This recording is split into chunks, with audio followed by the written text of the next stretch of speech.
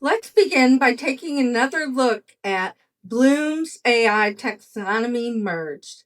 More details are in the introductory video on how this concept evolved, but keep in mind the instructor provides the content that interacts with generative AI.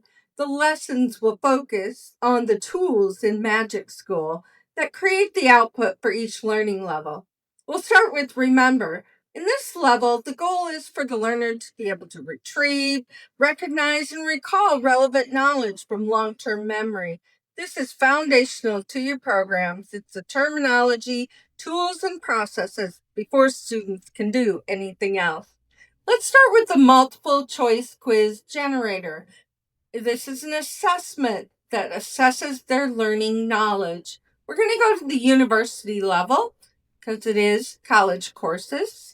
You could use year 13, but we're going to stick with university. We're going to go with 15 questions. I'm going to, just for ease, type in some standards from construction technologies from my home state of Arizona. Again, it's from the high school level, but I'm asking for university content. I have the standard and measurements. I've recopied that standard and aligned it to it worldwide. I'm not a content expert, so there may have been a better choice there.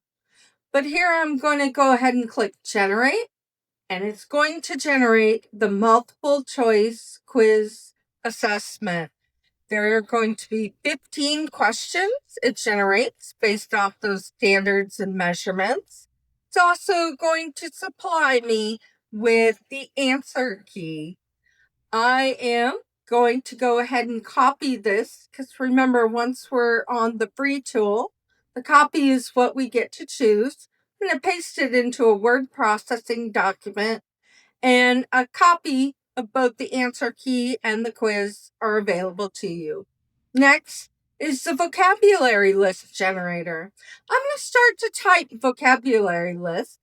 It's going to pop up in the list of tools. I'm going to open it up again, university level. I'm going to choose 15 vocab list items. I again could put words, but I'm going to choose the same standard and measurement, and it's going to create that list of their tools and usage. Here's my 15 items. Again, I'm going to click on the copy, and then I'm going to paste that into the word processing document.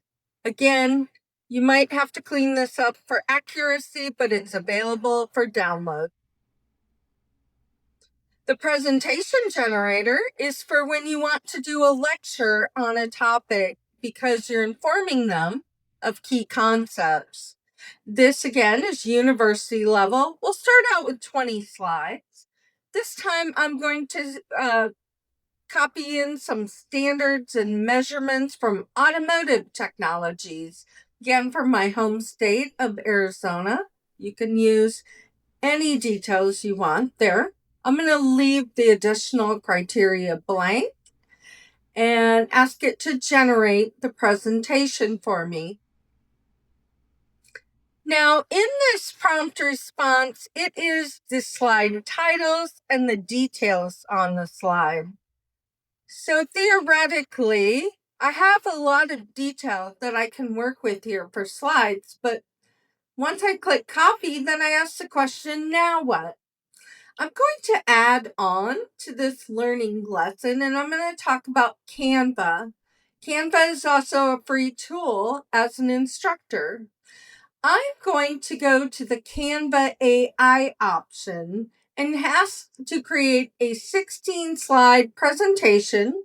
All I did was paste in the information that came from MagicSchool Generator.